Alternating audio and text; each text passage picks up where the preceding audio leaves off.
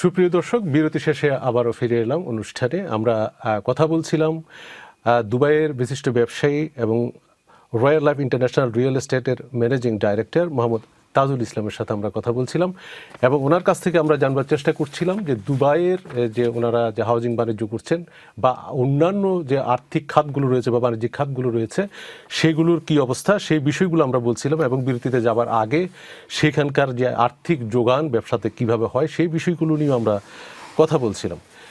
আমরা আবারও ফিরে যাচ্ছি আপনার কাছে, আবার ফিরে আসছি মোহাম্মদ তাজুল ইসলাম। আপনি যদি একটু, আপনার সাথে আমরা বিরতিতে যাবার আগে কথা বলছিলাম যে আর্থিক যোগানটা কিভাবে আসে এবং এইখানে আমাদের একটা বিষয়, এখানে আমরা বহির্বিশ্বে যখন যাই বাংলাদেশিরা বা বাংলাদেশে একটা পাসপোর্ট নিয়ে যখন যাই বিভিন্ন দেশে, স্বভাবতই হয়তো এটা রাজনৈতিক কারণে হোক বা ভৌগোলিক কারণে হোক, অবস্থানগত কারণে হোক, আমরা কিছুটা সমস্যার সম্মুখীন আমরা হই। তা আপনি বাণিজ্য করতে গিয়ে দুবাইতে যে বাংলাদেশি একজন নাগরিক হিসেবে কোনো ধরনের সমস্যার সম্মুখীন হয়েছিলেন কিনা? না, আলহামদুলিল্লাহ, এটা আমি খুব গর্বের সাথে বলতে চাই। পৃথিবীর সেফ অ্যান্ড সেফটি কান্ট্রি হচ্ছে ইউনাইটেড আরব আমিরাত, দুবাই স্পেশালি। আপনি জানেন আমরা এমন একটা দেশে বসবাস করি যেখানে জিরো ক্রাইম, কোনো ধরনের ক্রাইম হয় না, কোনো ধরনের আপনার ছিনতাই, চুরি, হাজারি বলেন এগুলো হয় না। আমি অত্যন্ত হ্যাপি, মানে এই দেশে লিভিং করে বসবাস করে এই দেশের মতো রুলস রেগুলেশন। ফার্স্ট আপনি দুবাইতে বসবাস করতে হলে তার গভর্নমেন্ট রুলগুলো ফলো করবেন। তার গভর্নমেন্ট রুলসে যদি আপনি চলতে পারেন, আপনাকে ওরা কীরকম রেসপেক্ট করে আপনি কল্পনা করতে পারবেন না। আমার ছোট্ট এক্সপিরিয়েন্স, আমি তো বাংলাদেশে বিভিন্ন দেশে, ছোটোখাটো দেশে বিভিন্ন বিজনেসের সুবাদে গিয়েছি। কতগুলো দেশ ভ্রমণ করেছে? এই পর্যন্ত 22 থেকে 23টা দেশ ভ্রমণ করেছি। আচ্ছা, এই এক্সপিরিয়েন্স নিয়ে সর্বোচ্চ সেফ অ্যান্ড সেফটি কান্ট্রি হচ্ছে দুবাই।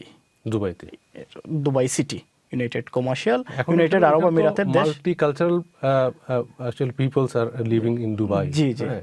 ওই জায়গায় কি আপনার এটার কারণে বিভিন্ন চিন্তার বিভিন্ন মানুষ আছে, সেই ক্ষেত্রে বাণিজ্য করতে গিয়ে কি আপনাদের কোনো ধরনের ব্যাক পেতে হয় না? সবাই সেখানকার আইন কানুন মেনে চলছেন 100%, যার ফলে আপনাদের ব্যবসা বাণিজ্য করতেও কোনো ধরনের সমস্যার সম্মুখীন হতে হয় না? আপনি মোর দেন 200 কান্ট্রি প্লাস ওইখানে লিভিং করে দুবাইতে। ইমিগ্রেশন চেক করলে 200টা কান্ট্রির বেশি লোক ওইখানে বসবাস করে এবং অল ন্যাশনালিটি। এখানে এসে সবাই জানে যে আমি কোন দেশে কীরকম চলে জানি না, কিন্তু এখানে ঢুকলে আমার ওই দেশের বাই ল বাই রুলস মেনে আমাকে চলতে হবে। এবং আপনি যে রয়্যাল লাইফ ইন্টারন্যাশনাল যে আপনার যে কোম্পানিটা, রিয়েল এস্টেট কোম্পানিটা আপনি সেখানে পরিচালনা করছেন, আপনি বলেছেন যে আপনার সাথে অনেকেই যুক্ত আছেন সেখানে। আমাদের বাংলাদেশি কারা বিখ্যাত বা ফেমাস কোনো কেউ আপনার সাথে যুক্ত আছেন কিনা? কেউ আপনাদের সাথে কাজ করছেন দুবাইতে? না, আপাতত আমি আসলে খুব বেশি এডে যাইনি, যেহেতু আমার স্টাফ অ্যাকোমোডেশন টাইপের বিজনেসটা খুব বেশি হইতো, যার কারণে আমার খুব প্রয়োজন হয়নি এড প্রচারণার। আর ইনশাআল্লাহ আমরা নেক্সটে অ্যাক্টিভিটি আমাদের অনেকগুলো রয়েছে, property management, buying, selling and Booker as a channel partner হয়ে। তো এক একটা সেক্টর আমরা এক এক রকম ডেভেলপ হচ্ছে ইনশাআল্লাহ। আপনি জানেন দুবাই নিয়ে আমাদের এই মুহূর্তে একটা আগ্রহের জায়গা সেটা হচ্ছে যে, এবং জানারও একটা আগ্রহ তৈরি হয়েছে, সেটা হচ্ছে যে সাম্প্রতিক সময়ে যে একটু ইরান এবং আমেরিকার যে কনফ্লিক্টটা, যুদ্ধটা, সেটার কারণে হাউজিং ব্যবসাতেও কিন্তু ধস নেমেছে। বিভিন্ন ওভারঅল ব্যবসাতে যেরকম ধস নেমেছে প্রায় 40% মতো ধস নেমেছে। তারপরেও কিন্তু বলা হচ্ছে যে দুবাইয়ের অর্থনীতি এবং দুবাইয়ের বাণিজ্য বা হাউজিং সেক্টর এখনও বিশ্বের অন্যান্য দেশের থেকে এখনও ভালো অবস্থান রয়েছে। এটা কিভাবে সম্ভব হয়েছে? মানে আপনি তো সেখানে এই ব্যবসা করছেন। দেখুন, আমি আপনাকে বলছি, বিশ্ব যখন মন্দার কবলে, পৃথিবী যখন একটা ব্যাড সময় পার করতেছে, এই সময় দুবাই খুব গুড পজিশনে। কারণ একটাই কথা আছে, আমাদের ওইখানে ফরেন ইনভেস্টাররা কোনো ট্যাক্স পে করতে হয় না, ইনভেস্টমেন্ট সেফ থাকে। একটা ডেভেলপার যখন আপনাকে একটা প্রপার্টি সেল করে, তার জন্য একটা এক্সট্রা অ্যাকাউন্ট আছে গভর্নমেন্টের। ওই এক্সট্রা অ্যাকাউন্ট থেকে চাইলে ডেভেলপার যদি বিল্ড আপ না করে টাকা উঠাতে পারে না। তার হচ্ছে আপনাকে 60-40, 50-40 পেমেন্ট প্ল্যান। যে একটা প্রপার্টি আপনি কিনেছেন, আপনি ক্লাস সেফ। আমি আপনাকে বলে দিচ্ছি, আপনি ওই প্রপার্টির ভ্যালু হচ্ছে 500,000, আপনি পেমেন্ট করবেন ওকে সির্ফ 20%। ওকে, 100,000 পেমেন্ট করার সাথে সাথে আপনার নামে ওইটা ডিএলডি, দুবাই ল্যান্ড ডিপার্টমেন্ট থেকেই ওই প্রপার্টিটা রেজিস্ট্রারি হয়ে গেছে, কিন্তু আপনি 400,000 এখনও ডিউ আছে। এরপরে এটা আমাদের কয়েকটা প্রজেক্টে যেরকম আছে 1% পেমেন্ট প্ল্যান, মাসে আপনি 1% করে দেবেন। আফটার 3 ইয়ার্স আপনার বিল্ডিং কমপ্লিট হয়ে গেছে, আপনি 50% পেমেন্ট দিচ্ছেন, 50% আপনি চাবি রিসিভ করলেন, after 3 years post hand over 1% এভাবে দিয়ে যাবেন, যেটা আপনি রেন্ট পে কভার করতে পারেন। এটা কি আপনি ওই যে যেটা 100,000 আপনি ইনভেস্ট করলেন, যে বাকি টাকাটা ডিউ আছে, এটা কি ব্যাংক পে করে দিচ্ছে? না, কেউ by দিচ্ছে না, rotation দিচ্ছে? এটা বাই ডেভেলপার ইনভেস্ট করতেছে সেইখানে। ডেভেলপার ইনভেস্ট করে আপনাকে কোনো ইন্টারেস্ট ছাড়া 7 ইয়ার্স পেমেন্ট প্ল্যান দিয়ে দিচ্ছে, যার কারণে হচ্ছে আপনার ইনভেস্টমেন্টটা সেফ। যাই হোক, আপনার সাথে কথা বলে যেটা বুঝতে পারছি যে আপনি অল্প সময়ে মোটামুটি ওইখানকার ব্যবসা সম্পর্কে অনেক ধারণা আপনি নিয়েছেন, এবং যার ফলে আপনারা বিভিন্ন ব্যবসায়ীদেরকে আপনারা সহযোগিতা করছেন সেখানে। আমার একটু আগ্রহের জায়গা হলো এখন যে আপনি বাংলাদেশ থেকে যে আসলেন, আপনার বাংলাদেশের যাত্রাটা আপনি যদি একটু বলেন, বাংলাদেশ থেকে আপনি কিভাবে বাংলাদেশে বেড়ে উঠলেন, বাংলাদেশে থেকে আপনি, আমি জানি যে আপনি রোটারি ক্লাবের সাথেও যুক্ত আছেন, রোটারি ক্লাবের আপনি একজন কর্মকর্তা, তো সামাজিক কর্মকাণ্ডের মধ্যেও যুক্ত আছেন, চিত্তের সাথে যে মানে বৃত্তের সাথে চিত্তেরও আপনি সংযোগ ঘটিয়েছেন। সেই জায়গার থেকে আমার আগ্রহ হচ্ছে আপনার যদি একটু আপনার পেছনের গল্পটা বলেন, যে আপনি কিভাবে বেড়ে উঠেছেন। আমার জন্ম একটা গ্রামে, সেই সাহেবের বাজার, এটাকে বলে সিলেটের এয়ারপোর্টের পূব সাইডে সাহেবের বাজার। আমি একটা অজপাড়াকায় গ্রামে জন্মে নিয়েছি, ওইখান থেকে এডুকেশন করে আমি শহরে শিফট কোথায় হয়েছি। আপনার গ্রামটা কোথায়? এয়ারপোর্টের পূর্ব দিকে, এটাকে বলে সাহেবের বাজার। আচ্ছা আচ্ছা। ওইখানে আমার জন্ম। আমার বাবার বিজনেসের সুবাদে শহরে চলে আসি আমরা, সেখানে শহরে আমার বেড়ে ওঠা। আমার ছোটবেলা থেকে একটা স্বপ্ন ছিল যে আমি একজন বিজনেসম্যান হব। আমি খুব স্ট্রাগল করে করে বিজনেসটা নিয়ে গেছি। আমি শুধু বিজনেস করছি তা না, বিজনেসের পাশাপাশি আমি সিলেট চেম্বার অফ কমার্সের একাধিক পুরনো মেম্বার, 2007 সাল থেকে সিলেট চেম্বার অফ কমার্সের মেম্বার। আমি বিভিন্ন সামাজিক সংগঠনের সাথে জড়িত।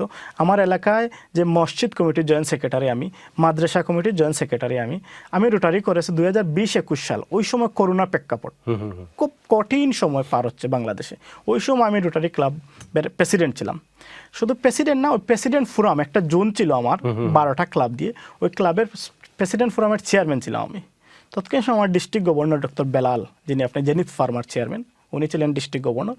ওনার সুদক্ষ নেতৃত্বে আমরা এত সুন্দরভাবে করোনার সময় মানুষদের নিয়ে কাজ করেছি, খুব মনে একটা শান্তি পাওয়া যায়।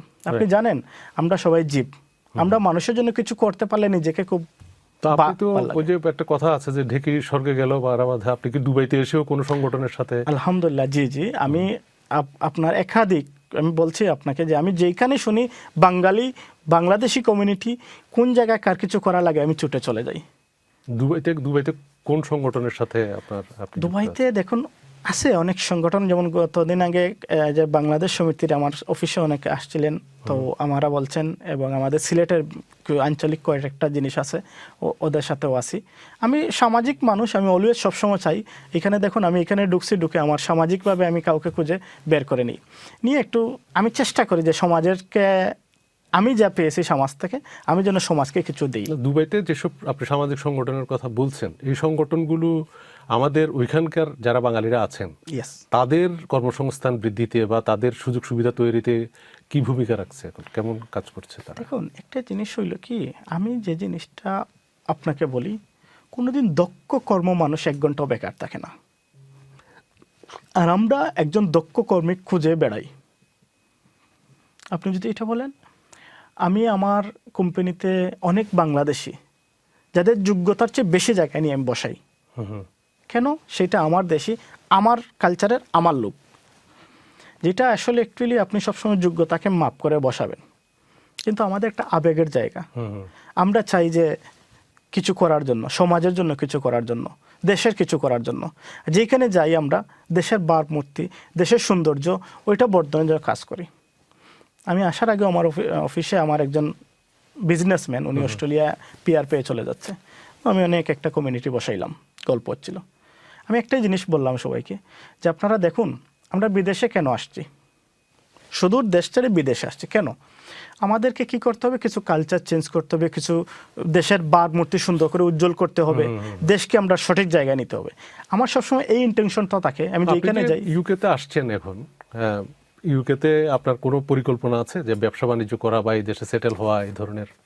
না সেটেল, দেখুন সেটেল আমি বাংলাদেশে, আমার ফ্যামিলি স্টিল নাও বাংলাদেশে। আমি বিজনেসের সুবাদে আসি, আপনাদের এখানে আমার সফর হয়েছে আমার হয়তো আত্মীয়তার টানে, সবার টানে, কিন্তু আমি বাংলাদেশে সেটেল এবং আমি বাংলাদেশে থাকাটা পছন্দ বোধ করি, যেখানে আমার জন্ম হয়েছে। বাংলাদেশে আপনি থাকবেন? জি, আমার ফ্যামিলি বাংলাদেশে, আমার ছেলে লেখাপড়া করে বাংলাদেশে, আর দুবাই আমি বিজনেস করি। ইউকে আসবো, আপনাদের বিজনেস আছে, আমি বিজনেসের জন্য আসতে পারি, কমিউনিটির সাথে একটা সুসম্পর্ক রাখার জন্য আসতে পারি, কিন্তু আমার জন্মস্থান বাংলাদেশে, আমার ফ্যামিলি বেড়ে উঠছে বাংলাদেশ থেকে, আমি ওই কালচারটার মধ্যেই থাকতে চাই। আপনারা দুবাইতে যে এখন ব্যবসা করছেন বা বললেন যে বিভিন্ন সংগঠনও আপনারা করছেন, বাংলাদেশ থেকে আপনি বললেন যে দক্ষ লোকও আপনারা খোঁজেন, জি, সেই দক্ষ লোকগুলো বাংলাদেশ থেকে কি আপনারা তৈরি করার কোনো পরিকল্পনা আপনাদের আছে বা করছেন আপনারা? এটা দেখুন, এটা আমাদের দুবাই গভর্নমেন্ট বারবার আমাদের সরকারকে একটা সার্কুলার দিয়ে রাখে। স্টিল নাও আপনি জানেন আনস্কিল মানুষের ভিসা বন্ধ, কিন্তু স্কিল মানুষের ভিসা আছে দুবাইতে। এইটার জন্য দেশকে, সরকারকে উদ্যোগ নিতে হবে, দক্ষ শ্রমিক গড়ে তুলতে হবে। দক্ষ শ্রমিক যে দেশে আছে, এই দেশ একটু দক্ষভাবে গড়ে উঠবে।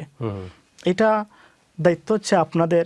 আপনারা সরকারকে সঠিক প্রচারণা বুঝিয়ে দিতে পারলে, সরকার একটা ভালো ইনস্টিটিউট করে সবাইকে একটা, যদি আপনার একটা ম্যাপের মধ্যে নিয়ে যায়, একটা আজকে আমরা নিজেরা প্রতিষ্ঠিত করতে গিয়ে, নিজেকে প্রতিষ্ঠিত করে এখন দেশ প্রতিষ্ঠিতর কাজে আমরা জড়িয়ে যাচ্ছি আস্তে আস্তে।